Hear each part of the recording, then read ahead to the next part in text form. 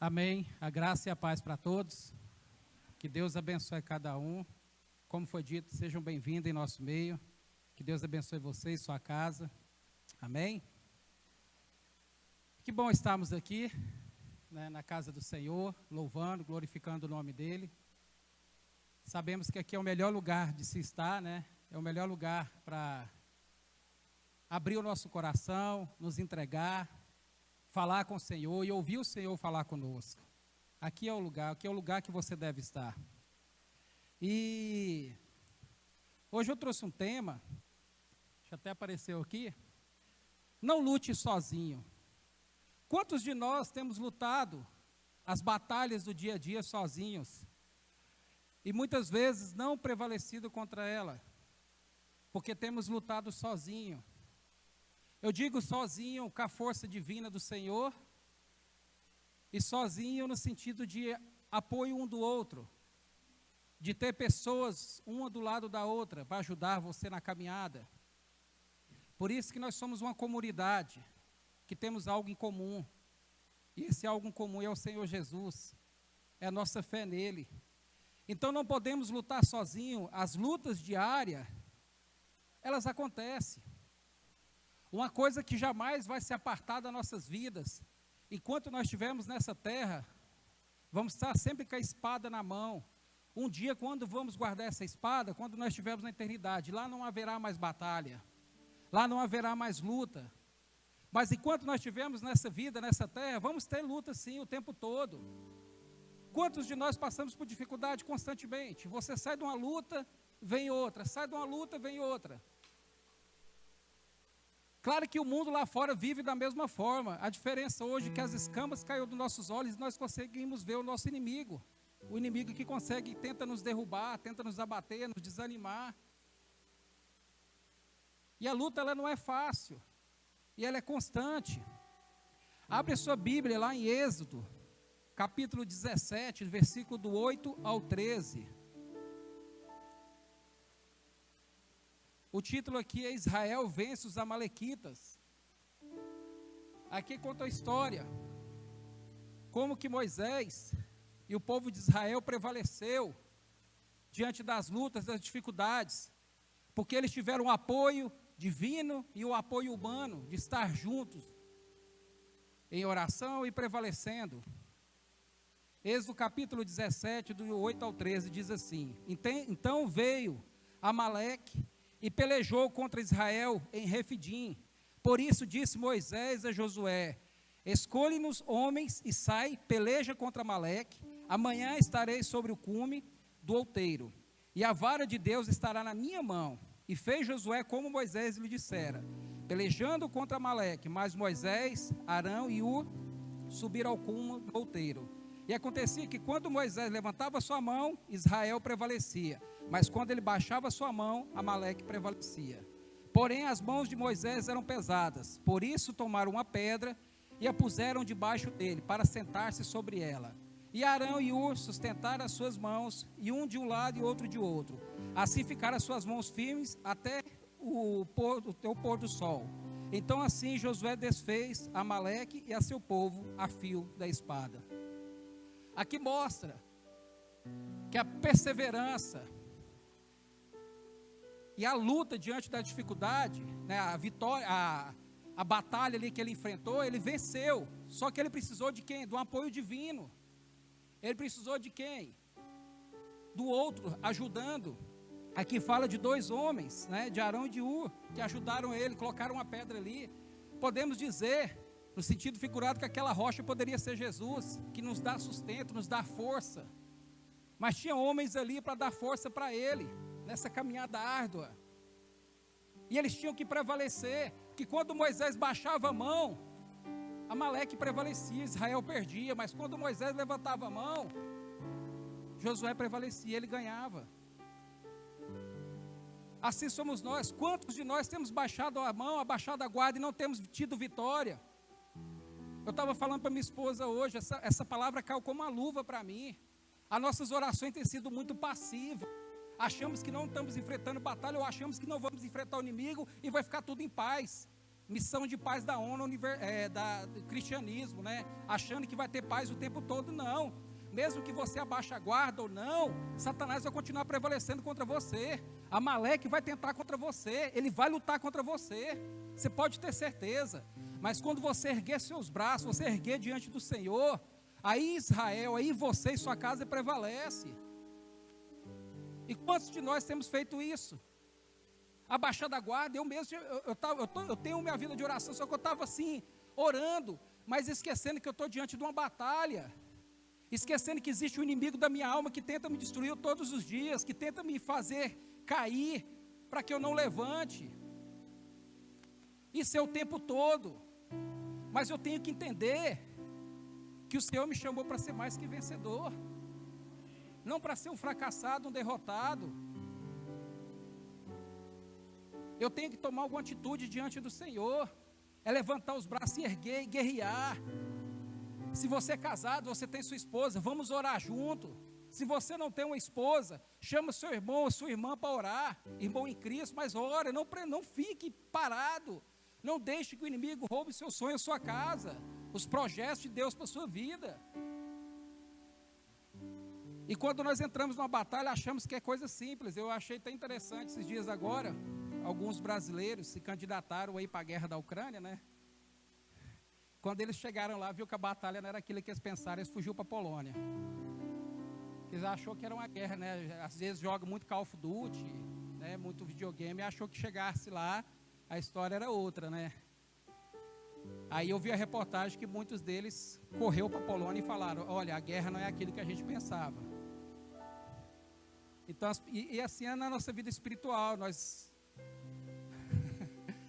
entramos em batalhas espirituais, e já entramos derrotados, perdendo, desanimado.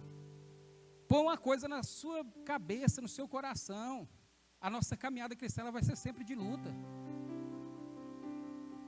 Enquanto você viver sobre essa terra, o inimigo vai tentar contra você o tempo todo.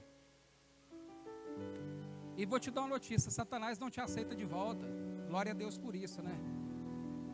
Jesus pagou um preço por você. Você é selado em Cristo Jesus. Você tem o selo da vitória. Você tem o selo da salvação. Mas o inimigo não está satisfeito com isso. Após libertar os israelitas do Egito, Moisés conduzia em peregrinação pelo deserto, a terra que o Senhor lhe havia prometido. Apesar de viver diariamente os milagres de Deus, os hebreus passaram inúmeras dificuldades no deserto. Eles viram milagres, vocês vão ver milagres, vocês vão ser abençoados, vão ser prósperos, vai acontecer tudo de bom. Mas o deserto sempre vai estar presente na nossa vida, na nossa caminhada, sempre vai estar. Se um dia disseram para você, vem para o Evangelho, que vai ser tudo em paz, é mentira. Porque nós existimos um inimigo muito árduo, que não vai deixar nós em paz. Ele não vai nos deixar em paz. O tempo todo ele vai lutar contra a sua vida. O tempo todo ele vai lutar contra a sua casa, contra os seus filhos, contra os seus sonhos, tentando te desanimar, tentando te abater. Diariamente eles tinham que lutar contra o sol escaldante da região, e à noite contra as baixas temperaturas. A presença de animais silvestres, famintos, também era uma realidade, bem como a sede, a fome, o cansaço e os desânimos, eram sentimentos que assolavam durante aquela trajetória, fora os inimigos que eles encontravam, né, pelo deserto. Era assim a caminhada. Seja caminhada em direção à eternidade, que é o nosso principal alvo, que é a salvação. Mas qual que é o seu deserto para chegar onde você quer chegar? O sonho da sua casa, sei lá, o que você deseja no seu coração. Existe um deserto entre essa caminhada até a sua terra prometida, que você tanto sonha. E para isso você vai enfrentar sol escaldantes, temperaturas baixas, animais silvestres, no sentido de lutas constantes, pessoas lutando contra você, apesar que você tem que entender que a nossa luta não é contra carne nem sangue, mas sim contra principado, potestade, dominadores deste mundo, né? Então a nossa luta é contra eles. Mas vai existir no meio, entre essa trajetória, vai existir inimigos que vai tentar nos abater, nos desanimar, nos ficar de cabisbaixa. Não, isso não é para mim, chega, eu sou fracassado. Mas é porque você não está disposto a lutar pelo aquilo que você quer. Sempre vai existir um deserto entre você e seu milagre. Entre o Egito e Canaã, tinha um deserto. Aconteceu vários milagres, aconteceram no decorrer da história. Deus livrou eles, livrou. Mas o que fez eles permanecer no deserto? Depois disso tudo, a murmuração, a reclamação. Não vai dar certo, não é para mim, eu não consigo, eu vou desistir. Era melhor ter ficado lá atrás, ou é melhor ter ficado naquele emprego, era melhor ter ficado naquele lugar. Quantos de nós somos assim, desanimados, abatidos, entristecidos? O livro de Êxodo, lá do 17, 8 ao 13, nos conta uma guerra entre que os israelitas enfrentaram e venceram. Aqui fala que eles venceram essa batalha. Por quê? Porque eles prevaleceram. Porque eles entenderam que tinham que ficar de pé. Eles entenderam que o seu inimigo não era forte diante do seu Deus. Eles não olharam para eles não olharam para a circunstância, mas olharam para o seu Deus. Olharam para o seu Senhor, acreditando que Ele podia os livrar de todo mal. E hoje nós olhamos para a dificuldade, para a circunstância e não acreditamos. Não acreditamos no nosso Senhor. Hoje, encontrei um irmão aí hoje. E eu acho que ele vai enfrentar algumas dificuldades, porque ele veio dizer para mim que a Bíblia não é suficiente mais. Ele disse que a Bíblia hoje ela você pode ter fidelidade, ela é só 70%. Eu falei, misericórdia. Se você tem fidelidade só em 70% da Bíblia, porque ele disse que a Bíblia está toda desconfigurada, né? Não é mais a verdade. Eu falei, meu irmão, você me disse, quando ele veio falar para mim, meu irmão, me desculpe, mas isso para mim é heresia. A Bíblia para mim ela é o suficiente. Para mim é o contrário, o que fugiu dela está errado. O que saiu dela está errado. O meu fundamento, a minha vida, a minha história está baseada na Bíblia. Se eu estou aqui até hoje, prevaleci nesses 21 anos de caminhada, porque a Bíblia foi meu sustento. Se você está caminhando e permaneceu nos caminhos do Senhor, porque a Bíblia foi o suficiente. Então nós temos que entender que a palavra do Senhor ela é suficiente para nossas vidas. Conhecereis a verdade te liberta. Ela sempre vai te libertar. De acordo com o texto, eles foram atacados pelos amalequitas e Moisés, que liderava o povo, com grande sabedoria, estabeleceu uma estratégia de guerra que lhe garantiu a vitória. Ele separou Josué para escolher homens que pudessem lutar contra o exército de Amaleque, e juntamente com Arão e Ur, se posicionou no alto de uma colina com a vara de Deus. As escrituras revelam que enquanto Moisés mantinha suas mãos erguidas, os israelitas venciam a batalha. Todavia que ele abaixava suas mãos, o inimigo prevalecia. Eles percebendo a situação, eles pegaram a rocha e colocaram debaixo, né, dos seus braços. Eu vejo essa rocha como Jesus. Mesmo que os homens tentem nos ajudar, dos dois lados, mas quando nós temos Jesus para nos segurar, para nos fortalecer, nós temos tudo. Aí nós podemos prevalecer contra o nosso inimigo. Quando temos Jesus na nossa vida, como temos Ele como nosso único Senhor e Salvador, nós temos tudo.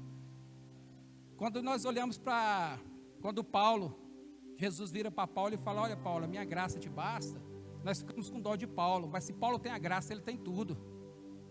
Se você tem a graça de Deus, você tem tudo. E é algo gratuito da parte de Deus, que homem nenhum podia te dar. Então se você tem a graça de Deus, você é livre, você é liberto, você é restaurado, você é salvo em Cristo Jesus. Depois disso, o que vier para você é lucro.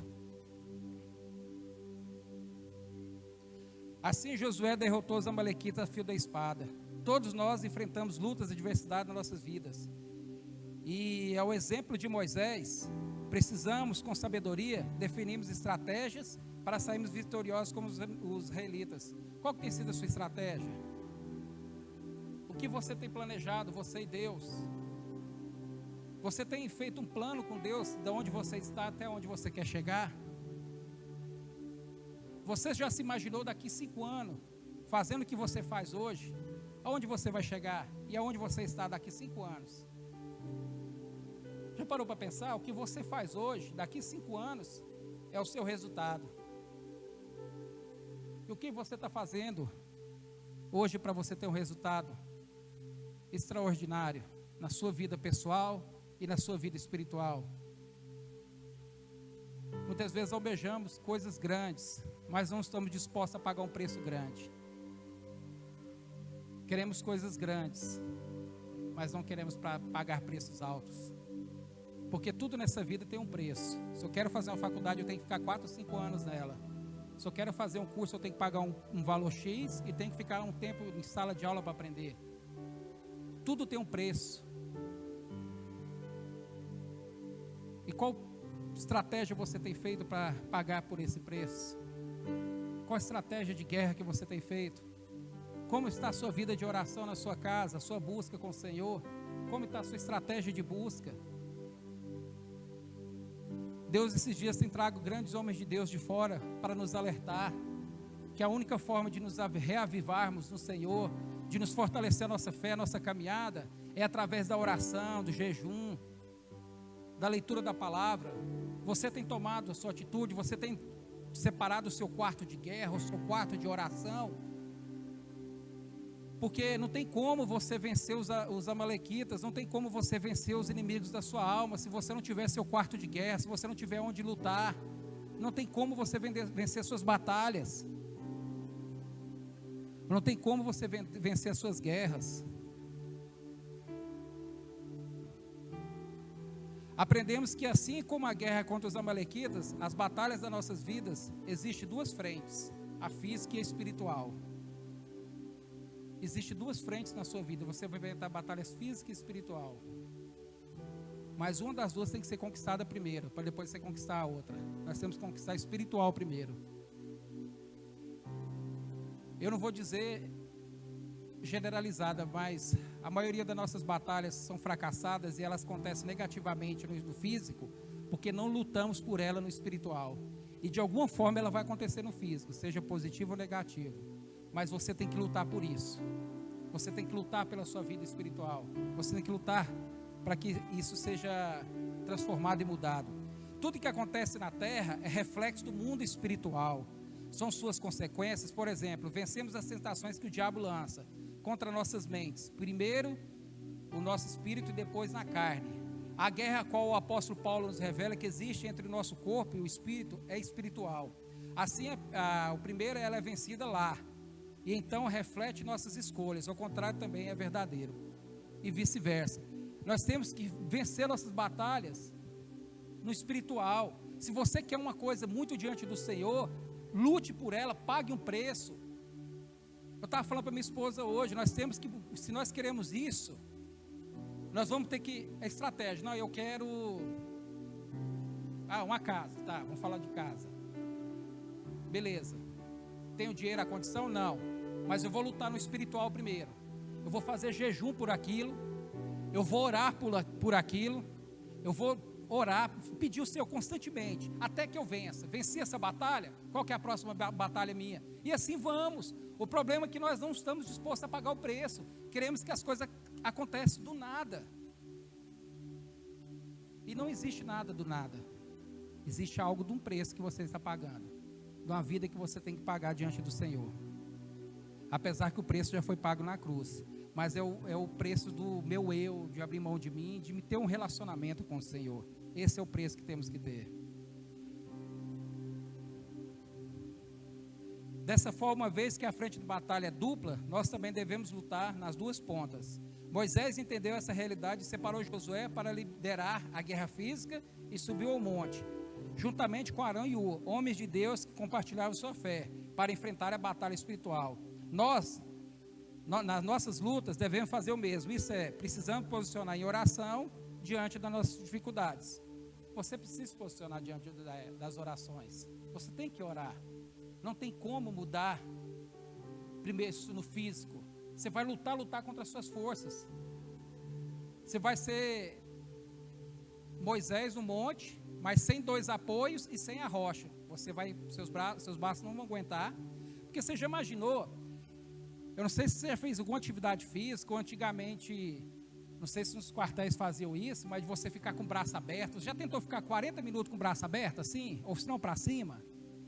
Começa a pesar, o braço que pesa aí 3 quilos, vai pesar 30 quilos, 40 quilos cada braço. Imagina ele ali, desde manhã até de noite, até de final do dia ali, com os braços erguidos. Imagina se Moisés ia aguentar? Jamais. Mas existia ali a batalha física que estava rolando no chão ali, né, contra os amalequitas. E a batalha espiritual, Moisés estava orando ao Senhor, para que Israel prevalecia. Assim é nossas vidas. Qual que é a luta física? O que eu preciso fazer como homem para conseguir? Por exemplo, a casa própria. Tenho que trabalhar, né? Tenho que lutar por aquilo. E orar para que os impedimentos espirituais não me atrapalhem a conseguir o meu sonho. E assim as coisas vão acontecer. Mas eu preciso vencer no espiritual primeiro. Você percebeu que nessa batalha aqui, qual que era mais importante? Josué lutando contra os homens? Ou Moisés orando? Qual que era, se você olhar a história aqui, qual que era mais importante aqui? Eu tenho certeza que Deus traria um milagre. Se não tivesse Josué ali lutando, Deus fazia o chão se abrir, alguma coisa acontecia. Mas os amalequitas iam cair. Mas se não tivesse Moisés orando, e tivesse o dobro de homens de Israel para lutar contra os amalequitas, eles perdiam. Porque não é com a nossa força que nós vencemos nossas batalhas, mas é com a força que está no Senhor. É nele que nós permanecemos, é nele que nós prevalecemos a nossa fé, a nossa caminhada.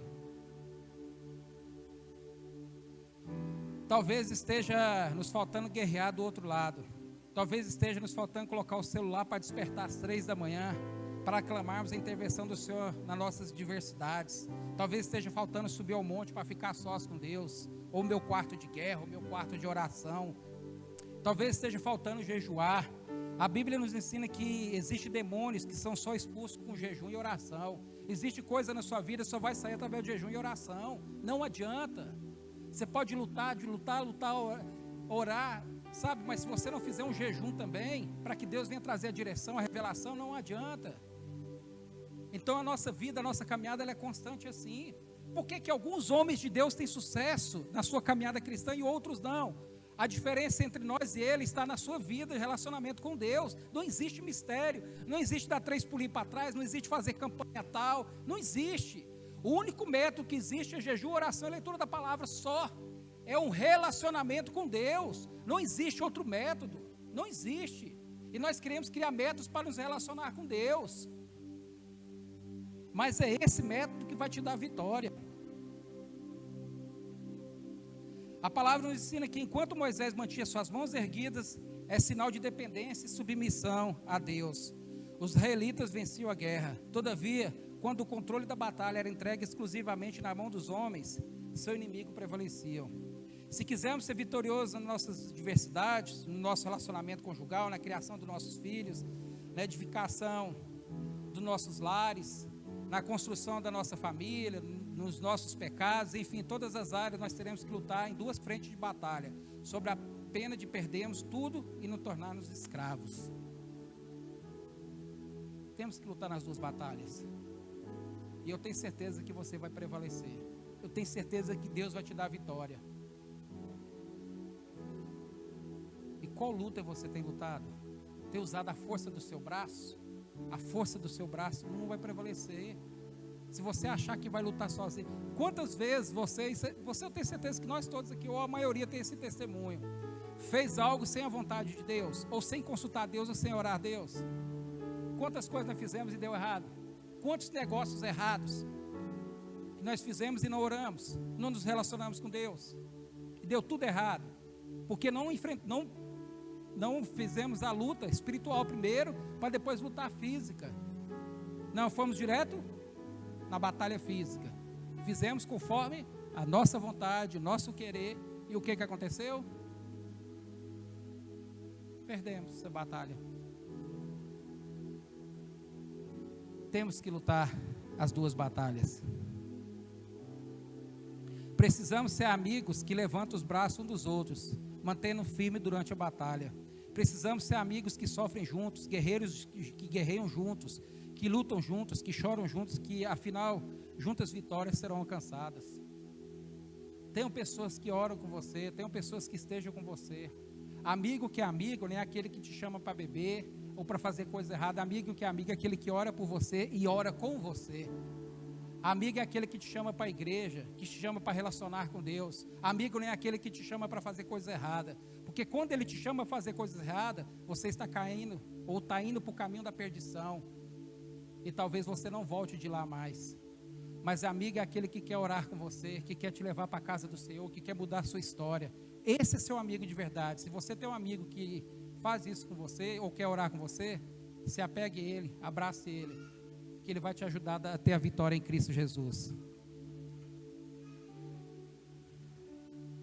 Sabe, não podemos nos desanimar, nos abater. Eu estou falando isso por experiência, porque esses dias têm sido dias de luta. E muitas vezes dá vontade de desanimar, de se abater diante das dificuldades, diante das falácias, das mentiras. Mas sabemos que existe um Deus que é por nós.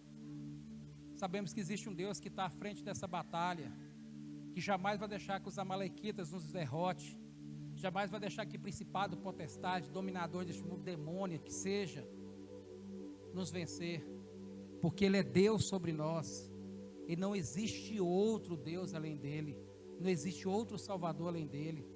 Se a sua vida está entregue a Ele, se a sua vida pertence a Ele, então você é dEle, tudo que é dEle é seu. Toma posse disso. Não deixe que o inimigo roube seus sonhos. Não deixe que as circunstâncias, as dificuldades digam ao contrário daquilo que Deus é na sua vida. Não deixe. As dificuldades, as circunstâncias podem dizer não. O engano pode dizer não. As mentiras podem dizer, tudo pode dizer para você que você não vai conseguir. Os enganos podem dizer. Mas só a verdade do Senhor prevaleça na sua vida. O mundo vai dizer que você não é capaz, tudo vai dizer que você não dá conta, mas olhe para o alvo, olhe para a cruz, olhe para Jesus, Ele vai nos dar vitória. E o maior nós já conseguimos, foi na cruz, foi a nossa salvação. Hoje você pode dormir em paz. Se acaso o Senhor resolver te levar amanhã, você vai eternizar com Ele, porque você tem Cristo Jesus, você não vai sofrer a segunda morte. Essa é a maior vitória que nós temos, é a convicção da salvação, da vida eterna nele. Não tem algo mais importante do que isso, para mim não tem. Para mim não tem, mesmo que eu não consiga realizar todos os meus sonhos nessa vida, mas eu sou muito grato pelo Senhor, porque eu tenho a vida eterna nele. Eu sou muito grato porque eu tenho Cristo Jesus na minha vida. Mesmo que eu não venha amanhecer amanhã, mesmo que meus olhos não venham abrir, mas eu tenho certeza que a minha vida está em Cristo, e eu sou salvo nele. Eu tenho convicção desse fato, mesmo diante dos meus erros, das minhas dificuldades, mas eu tenho um Salvador na minha vida, e você tem que crer nisso. Não importa se você não consiga aquilo que você tanto sonhou nessa vida, mas na outra é muito mais importante. A eternidade é muito mais importante, a salvação é muito mais importante.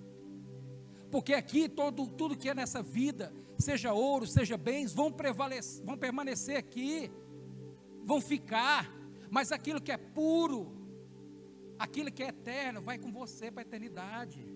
Você vai reinar. Isso é muito mais importante. Eu digo para mim é muito mais importante que qualquer coisa nessa vida. Mesmo que as dificuldades venham nos abater, mas se amanhã meus olhos não abrir, eu não sofrerei a segunda morte, porque eu tenho Cristo na minha vida. Amém? Fique de pé, vamos orar.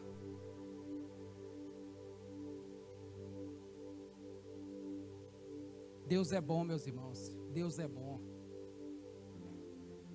Pena que o mundo não pode dizer isso. Eu sou salvo em Cristo Jesus. Você pode dizer? Fala, eu sou salvo em Cristo Jesus. Amém. O mundo não pode dizer isso, infelizmente, porque a vontade do Pai é que todos sejam salvos. A vontade do Pai é que todos estejam com Ele um dia na eternidade. Mas infelizmente não é todos que querem isso. Não é todos que querem serem salvos. Não é todos que querem estar na eternidade. Mas ore para aquela pessoa que você ama, ore pelo seu vizinho, ore para qualquer outras pessoas que você vê, para que a salvação, o entendimento e as escamas caiam dos seus olhos e elas possam entender que Jesus é o caminho e não existe outro.